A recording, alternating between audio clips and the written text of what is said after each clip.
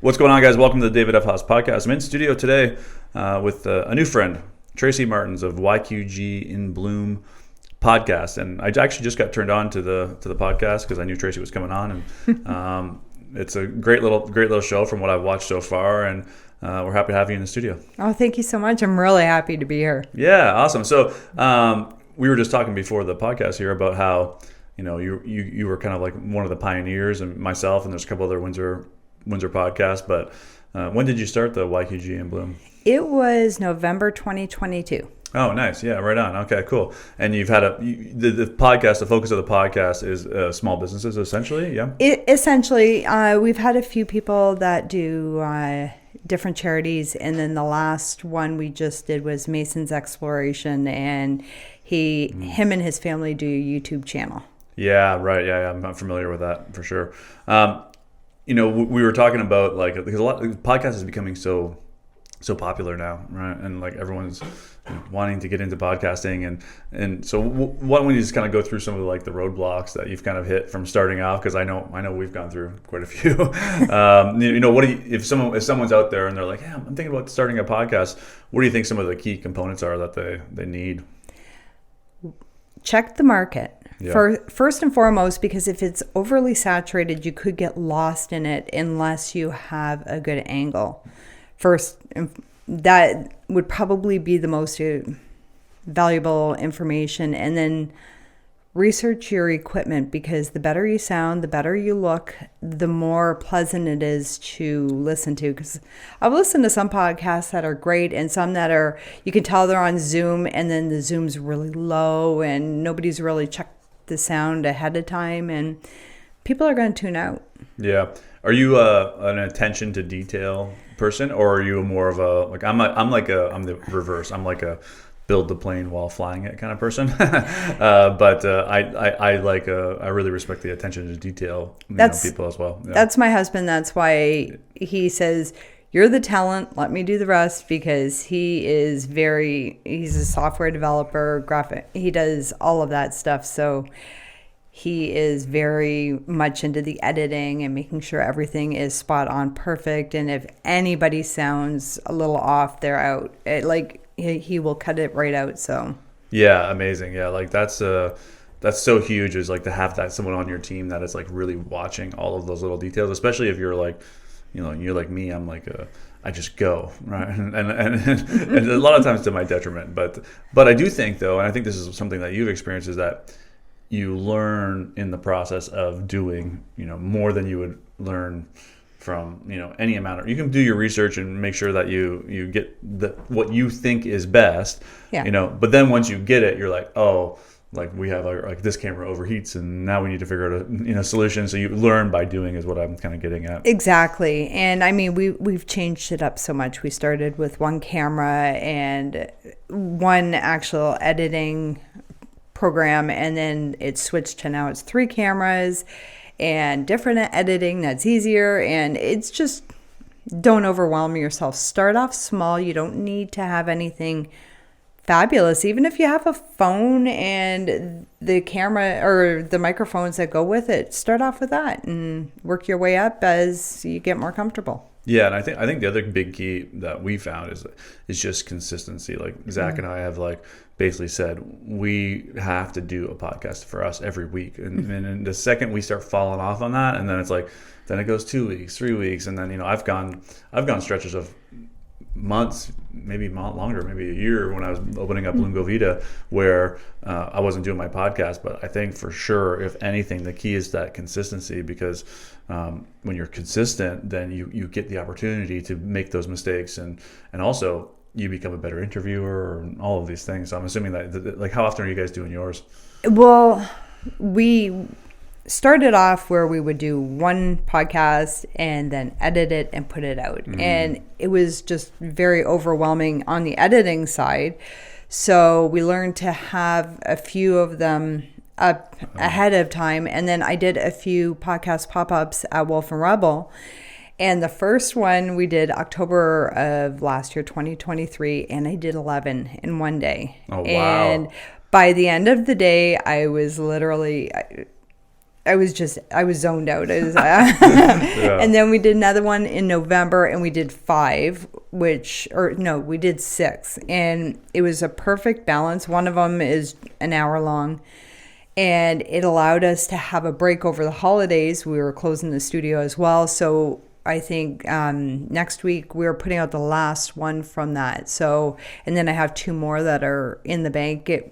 We've just found it's easier to have a few ahead because you get sick or, life.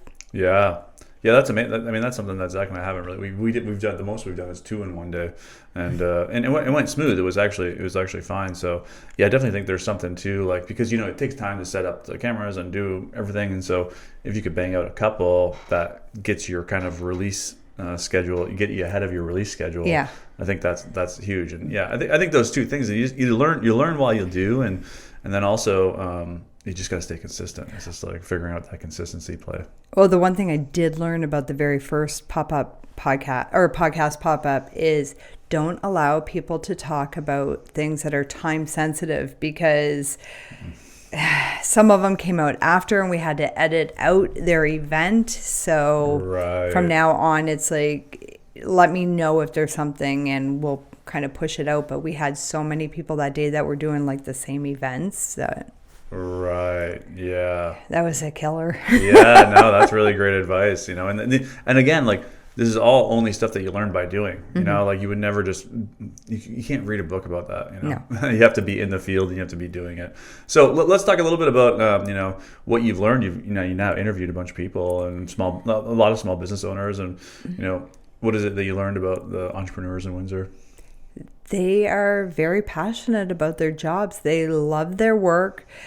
Being a small business and being, creatives, they have brilliant minds and they're such sweet people and everybody's very, very supportive of each other. I found that I had a couple different pottery places on the same day and they're friends and it just seems that everybody's really close and it's a nice community to be in.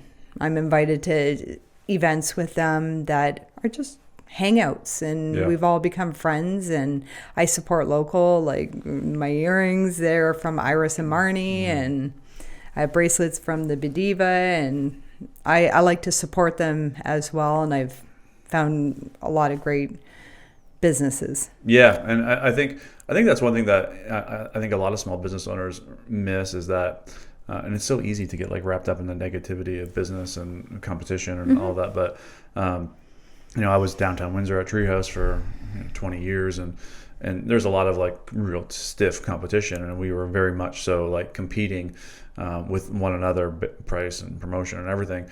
But when I really began to step apart was when I didn't worry about what those guys were doing. I just focused on what I was doing and that helped a lot. And that's interesting now because now I'm out at Lungo Vita and actually out there, even though the wineries, they still have a little bit of that competition going on, I'm sure. But they are more willing to work together, and because of that cooperation, it's that area is just booming. Essentially, what I feel like we have out there is it's like the Niagara on the lake before it was Niagara on the lake, and it's happening. It's the more and more people are becoming aware, and we're attracting people from all over the province and from the States are starting to come. So that cooperation that you're talking about is so huge, and your whole entire podcast is kind of about that cooperation. It's kind of about promoting Windsor and business and everything that's kind of going on here. Well, what I had found for the longest time is people going, there's nothing to do in Windsor. We have nothing in Windsor. But growing up, I'm going to be 54 this year, and growing up, Windsor was amazing. Downtown was massive shopping, and we had so many things to do. And then I like to call it a little bit, Windsor got lazy. We got reliant on the automotive industry, the greenhouse industry, the wineries, and the fact that we could get everything from over in the States if we needed it, because we're right across the river. And they got a rude awakening when the pandemic hit, and we couldn't do that anymore. And everything was shut down, and I think that's when people started opening their minds to opening businesses and being able to support ourselves instead of relying on everybody else. Yeah, I think definitely COVID did that. It's it made people look at what needs to happen within the city for it to bloom. But I do believe that Windsor is on like a upward trend. Oh, for sure. For sure. I mean, we have so many good things that are happening here. It's like we got that battery plant, we got the bridge coming, and then also, and I think probably what you were tuning into when you started the podcast was that there seems to be a pretty good entrepreneurial spirit in Windsor. And so because of that, there's just like a lot of talent and a lot of like really great things popping up. And my prediction probably will be is that, Windsor in the next 10 years is going to look completely different, is what I feel. I mean, I could be wrong, but from kind of what I've just been kind of picking up on and where I really see the shift, I think that it's going to happen. And it's interesting that you create this podcast around entrepreneurs, because it is going to be the private sector that will drive that change. We can't wait for sure. Even the city of Windsor or the government to make these changes. Is like we have to like lift up the community. And the other thing I think that shifted is that Windsor being like the armpit of Canada or whatever it is, the forgotten sector. Yeah, but that mindset is shifting. People are starting to realize that like Windsor is like actually like this really great place. Like we're surrounded by water. We have this proximity to a major U.S. city that gets way more events and has way more attractions than even like Toronto does. And they're cleaning up too. Like their downtown is amazing. It's like if you want to look at an example of how to turn a city around, like we literally have it a mile across the river. Like they've done such an amazing job over there. And so I feel that same shift is happening in Windsor, and people are starting to like wake up to the fact that, hey, like this is a great place to live. It really is. Yeah, it really for is. Sure. And there's a lot to do. And I mean, just events that are nonstop, especially in the summer. And now we have comedy coming back, and everybody's hosting comedy nights and trivia, and it's fun. It's fun to be here. And I think you hit the nail on the head when you said that we kind of got lazy, and it's like there's nothing to do. It's so easy to like just retract back into that belief system that there's nothing to do. But if you want to find something to do, you can find it. You know? Like you literally Now we do. And it's funny because people still in this day and age, like they'll talk to me and they'll say, how did you know about this event? How did you know about that event? And I'm like, well, stop following stars on TikTok and Instagram and stop following all of this other stuff. Follow local. I mean, you can still follow the other stuff. Sure. I do too. I got a Kardashian on my Instagram, but you follow all the local businesses and even the BIAs. And I visit Amherstburg, and there's always loads of things to do. Roxana, she a local content creator. Every week she puts out things to do in Windsor, Essex County.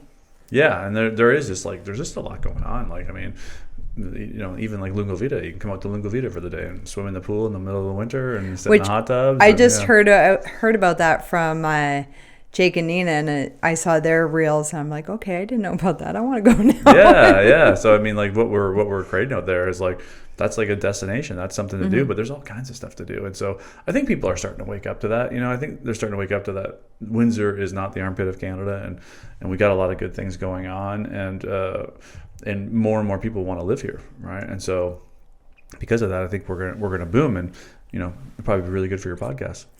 And yours. Yeah, exactly. Yeah, definitely. For sure. So let's talk about, we were talking a little bit before this, and you were saying that you have a fear of failure, which I'd be interested to hear, because, part of like what the podcast is about pushing people beyond their limitations, and as an entrepreneur, the thing that's interesting about that is that you get put into those situations where you have to face that thing, and if it can repetitively comes up in your life, it's kind of a sign. It's kind of like the universe or God or whatever saying, hey, this is a thing that you keep refusing to look at, and so that that energy is going to keep putting it in your face until you finally do, right? So maybe jumping on the podcast here was an opportunity for you to look at it. It's true. Well, and it's funny because I'm not the typical only child. I'm an only child, and I was the first great-grandchild, but I always was the one that was shy unless I knew the people around me. So I always kind of hung back in school and was the follower. So I was always wanting everybody to be my friend. So then I ran into the fear of failure, which that's a hard one to get over. So, but then as I grew up and you start having careers, and I've had many careers, I couldn't find my niche. I just kept trying different things. But then I found that there was that fear of success too, because it's like, oh, it's going to take over my life. I got to make sure that I can make that work-life balance without work overtaking it. So right now I'm in that struggle of trying to figure that one out and and move past that and know that it's okay to fail, but it's also okay to succeed as well without being overwhelmed. Yeah, I think you bring up a good thing, is that people have like we have all these unconscious programs that becoming aware of them is actually what allows us to break free. So the fact that you brought attention to that unconscious program, and now it's conscious of like the fear of success, like that could be a huge block for you, like moving forward, because what would happen is anytime you kind of start to experience more success, you want to retract back into like the comfortability, right? And so when you say that fear of success, do you think the biggest fear of being successful is that it's gonna consume your life essentially? It's just gonna take it over. So and that did actually happen to me once during the pandemic. I opened a thing because I used to do horticulture. Okay. And when we couldn't go to the grocery stores too much, living in South Windsor, there's a lot of older people. So I started a little horticulture greenhouse in my basement. I grew up and I grew vegetables and herbs, and I started selling them, and I threw it online on Facebook, and I actually made a profit the first year, and I was delivering them to the houses, so people appreciated it. But then the next year I did it like tripled, and it kind of it went insane. I had no basement, and it was nonstop. So wow. You were able to produce like that much food out of your basement? That's kind of wild. Oh yeah. I had about 300 customers, and it was just me doing. Yeah. So there's that fear of success coming in, because it really did overtake me. So when I started doing the podcast, I took a break last year from doing it. I just did it for some of my bigger customers, and which are some businesses. So. Yeah, right. Yeah, that's amazing. I mean, like for me as a business owner, and I've been in business since I was 16. It's like always what I've always found is that you can create whatever life you want, right? And so like that was a perfect example of like leaning into like something that people are really like searching for, especially more and more these days. Like as more awareness comes around like the way food is produced, and the pesticides and all the stuff that they're putting on our food, and how they've genetically modified them to make sure that they can handle these pesticides and doesn't kill them. It's like I was like, people are really waking up to all that. Like that's all knowledge that I've been aware of for so long, but now because of whatever more awareness, it's like it's getting harder for these companies to kind of keep the truth hidden. And so there's like this huge gap in the market for people that want like real or even organic has gotten all messed up, because now they're putting just labels on organic that's probably not even really truly organic anymore. Well, and that's the thing, is if you live out and I'm not saying our county, any country, and you have an organic farm, well, there's air. Is the farm next to you organic? Because if they're spraying and the air takes it, it's getting on your plants. So technically how organic is things. I could go into a whole thing about that. But I'm interested though to know is like how much food were you producing down in your basement? So I'm assuming you had lights and yeah, we like a whole thing. We actually bought outdoor lights from Costco, but then went to Canadian Tire, and they have the lights you need, and they were LED for growing plants indoors, and we bought them out of Canadian Tire, of all of them. And my husband built me shelves, so I had 6 foot by 4 feet deep, and they were all over. So I could produce probably about 50 60 flats of plants. And then as they grew, I was able to have like larger tomato plants in there and then move them outside. And it took over some other parts. I had other lights elsewhere. It was all over. I had this narrow walkway to get to my washer and dryer. Wow. Yeah. And so what were the main foods you were growing down there? It's all vegetables and herbs. Okay. And then people wanted more and different. Yeah. And I'm a yes person, so I said okay. And I was learning. It was a learning curve for me. So this year I've already bought this stuff because I definitely want to do it for myself. Yeah. Again, and for a few other people, friends, family. Mm-hmm. But I don't know if I got the time to go to that extent again. Yeah. I mean, there's a business opportunity too. It would be maybe not so much of producing the vegetables for people, but teaching people how to produce the vegetables. It's like, because like, I think there's like a more and more of like a growing, especially like with like the current climate of like people being like, they want to learn how to become self-sufficient, in the event that whatever the world's power goes off or whatever that may be, and that probably won't work for the basement, but you could do it outside or whatever that may be. You can with it as long as you have, in fact, my brother-in-law, he has a YouTube channel because he grows his own stuff and he has an outdoor greenhouse and it is heated with hot water. Yeah.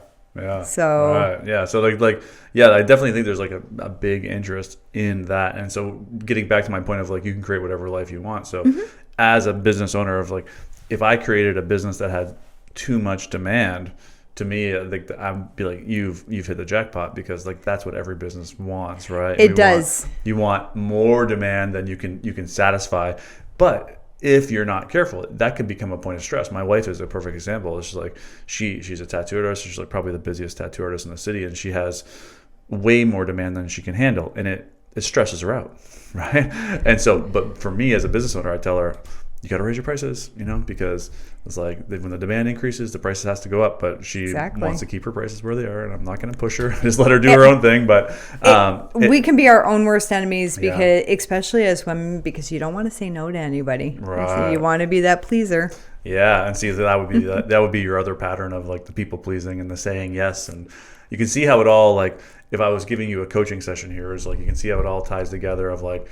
As a child, like wanting to be accepted, and so then you develop this like a people-pleasing personality. But the thing is about like a people-pleasing would be what I would call like a survival pattern, meaning it's a program that you created to protect yourself from the pain of not being accepted. Yeah, right, exactly. And but eventually though, that protection becomes your like worst nightmare, meaning you're saying yes to too much and you start losing who you truly are because all you are is like a yes man or a yes woman. And that was me too. I was a people pleaser as well. And when I recognized that I was just protecting myself from like that pain of not being accepted, then what I learned to do was like deal with that pain. And so then the longer I sat in the pain of not being accepted, the less and less I needed the protection of people pleasing, right? And so for you, that's probably the step that has to happen, and it's never too late. No, I'm actually learning that with scheduling now because now I'm having a lot of people reaching out to me to be on the podcast. So it's like I like to get together with them and have a coffee and get to know them a little bit to make sure it's a good fit. And I'm really bad with scripts. I'm like you. I have a little paper or my iPad with a few things, and half the time I shut it and it just turns into a conversation. But I've just learned that, okay, we can have this coffee, but I'm not going to book you until March because I already got a bunch booked and I'm not going to overload my husband and I need a break in between because it does get stressful and being on all the time. Yeah, definitely. Where do you want this thing to go, like YQG and Bloom, or even where do you see your future kind of moving? This is one that I want to succeed. I'm going to force myself to get rid of that failure or that fear of success, and I'm just going to keep going. And I want it to be helpful to our area and maybe bring people in. Like they talked about staycations and go to wine country, go to Niagara on the lake, or go here, go there. for staycations, well, come to Windsor, come to Amherstburg, come to Kingsville. Kingsville and Amherstburg are my two favorite places around here. Yeah. I just love them. There's so many places you can go eat, drink, just walk. It's beautiful. Yeah, I was just actually in Amherstburg. We bought a bunch of bikes from, I think it's called Flow Yes. Bike Shop and Cafe. Yeah, and I was like, wow, this is like really nice down here. Like you don't realize how nice Amherstburg has become. They knocked down Duffy's there or whatever that was called, and just kind of like cleaned it all up. But that whole downtown of Amherstburg is just beautiful. So there's so many cool little shops, and like I think all these little small towns is like it will be like an attraction for people. Like if someone came, like at Lungo Vito, we attract so many people from like London and Toronto, and they come down and they drive through all these little towns like Kingsville and Amherstburg. Like, wow, it's so nice and it's so peaceful. And it's like, yeah, it's like this is what you guys are missing. It's true. I mean, it's great. You can hit Leamington and go Kingsville and just keep going all the way through and back to Windsor, just on one road. And yeah, definitely. And beautiful. So when you like, what do you think the roadblocks are for YQG and Bloom? You know, when you look at, you know, what you've already done, you've kind of been at it for 2 years, a little more here, and you know, like where do you think the biggest challenges are? Is actually people want to be on the podcast, and they're really excited about being on the podcast. They're amazing on the podcast and very supportive of it, but I need to, or I think somebody needs to, I teach them how to promote it. I'm trying to promote you, but promote yourself as well. Right. Like promote the podcast and get it out there. So I think that is the only thing, is trying to get it more known through our area, and then past that. Like on the RSS feed, I was checking it out. There's, I think, 10 countries that listen to me. Yeah, right. And one of them is Belgium. And I don't know why. They listen to all the podcasts. Oh, really? Yeah, and China. I have no idea why. But definitely a bot. Yeah. No, it's weird, but I know France, there's been some, but I also know people that have gone to France, so they probably listen while they're there. But it's nice to know that it is out in different areas, and a lot of people in the States are listening to it as well. Nice. So I'm just hoping more people in this area get to know the businesses a little bit more, and get to know the podcast a little bit more. So yeah, definitely. I'm slowly getting there. Yeah, and I think you're doing it. You know, you come on my podcast here, and you expose yourself to my audience. I expose myself to your audience. And like it's like that cooperation that we were talking about at the beginning of the podcast. Is that it was when these small businesses learn to cooperate together and help one, like truly, and like your intention is really to help the area and to help local businesses, and so. Because of that, you should be supported, you know, by the universe, essentially, because like you're not just looking at how can I make myself famous or how can I make more money. It's about how can we promote the area and promote these local entrepreneurs and learn lessons from them as well. Like there's just so much knowledge in somebody that's been doing something for 20 years. You know, like I just did a talk actually last night at the this youth center. Like there's like a bunch of youths they put together, and it's like.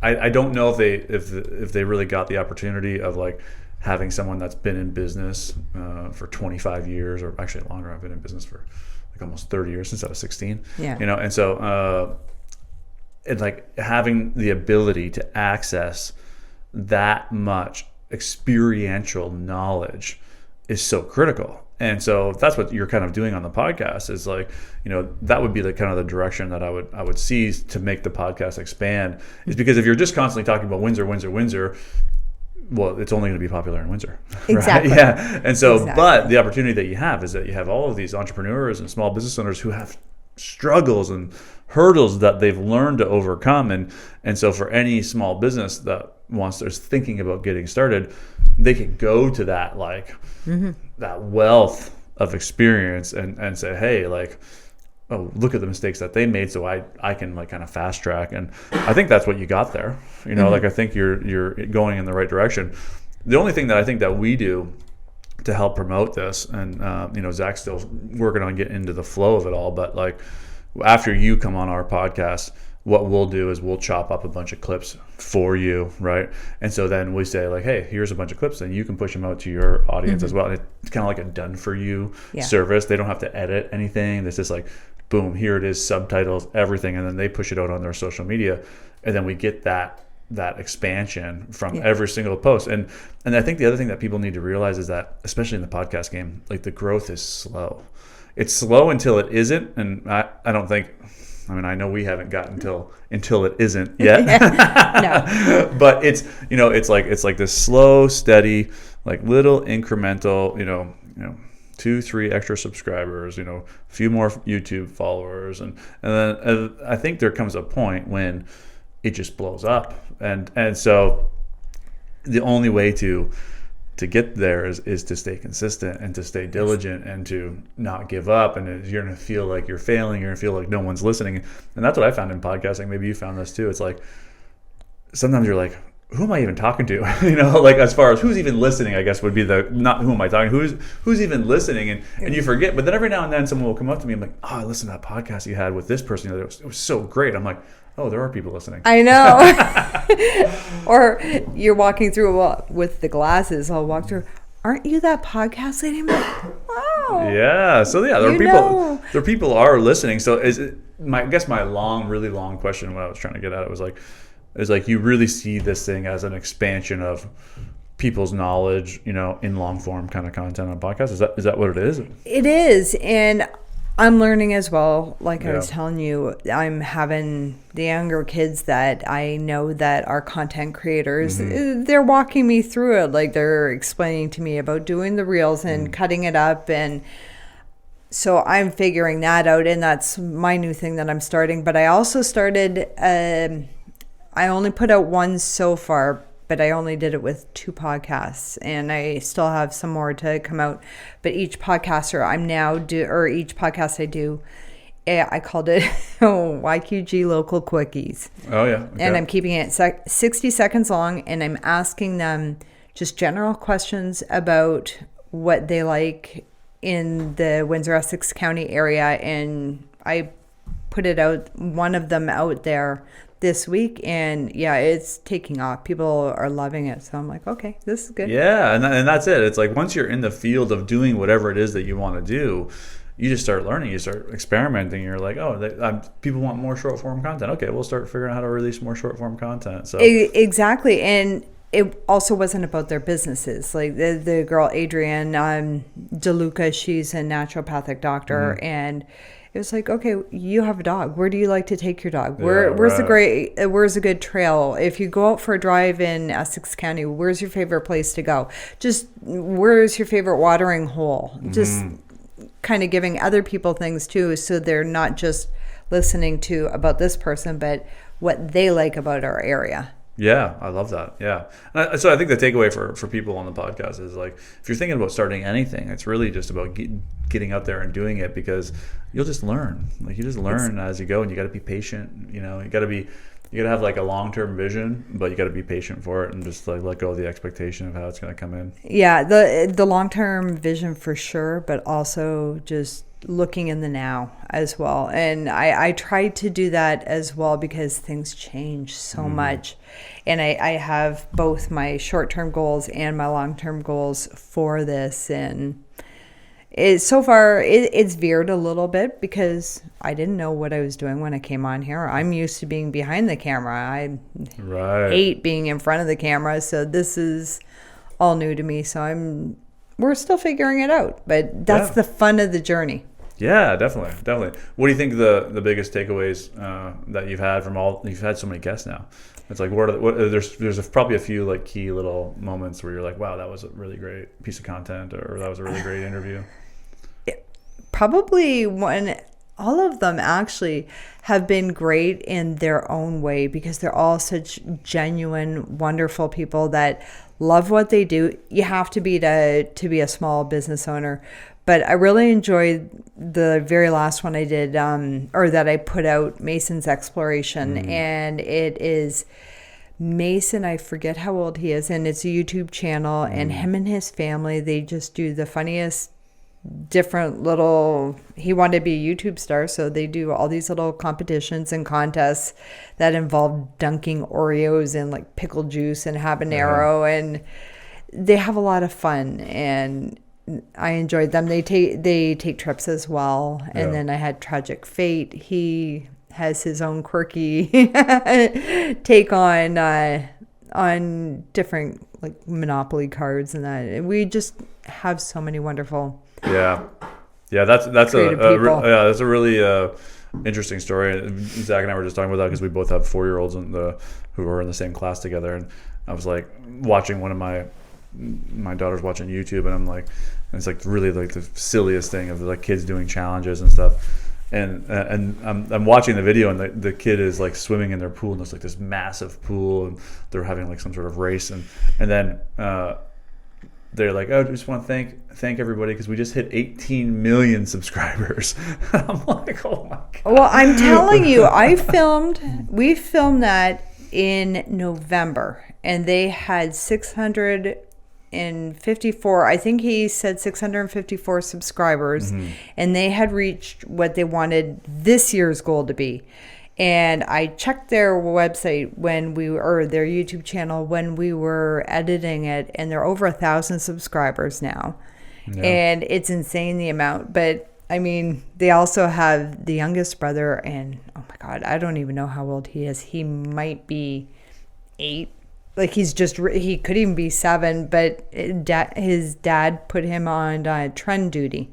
And he had to watch YouTube shorts and that and find the trends. He found the Grimace challenge, and they did that, and it was one of their most popular shorts. Yeah. And see, like, that's the thing is just if you get in it and you start doing it, you start finding trends, and you just experiment, and you know, like that, and that's what it's all about, is just like putting yourself out there and learning as you go. So yeah, it's interesting stuff. The whole social media podcast, and it's becoming more and more popular. I think people want to listen to like long form conversation more. They don't want these little snippets like from like the news and stuff like that. You know, it's like there's a reason why Joe Rogan and all these other guys have become so popular, is because you can actually sit down with somebody and get to know like what it is that's going on inside of their heads, and you know, what are the struggles, what are the challenges, and like really learn about them and get to know them.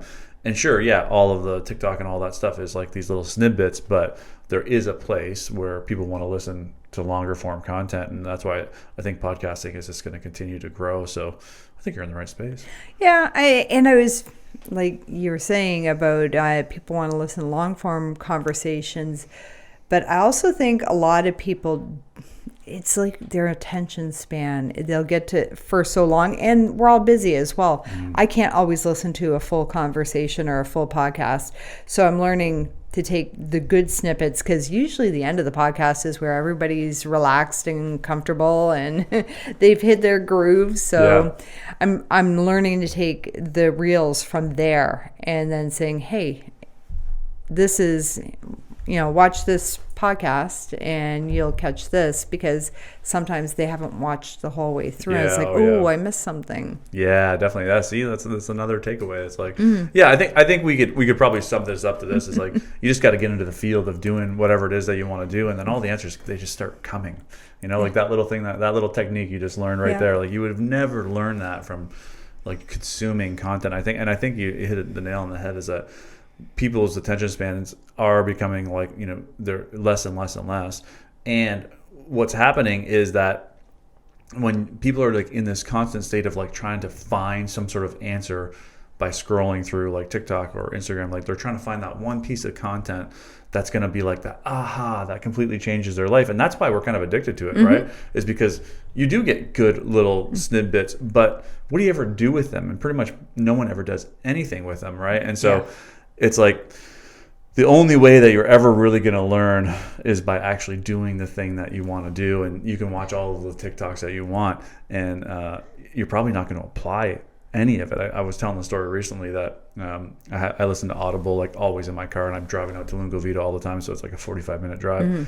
And I've listened to hundreds of audiobooks, and there's titles in there that I couldn't tell you one sentence out of that book. Yeah. Right. And so it's like we only retain like 2% of like a book, you know? And so, Exactly. so if you're listening to this podcast, the takeaway is whatever it is that you want to do, you got to go do it.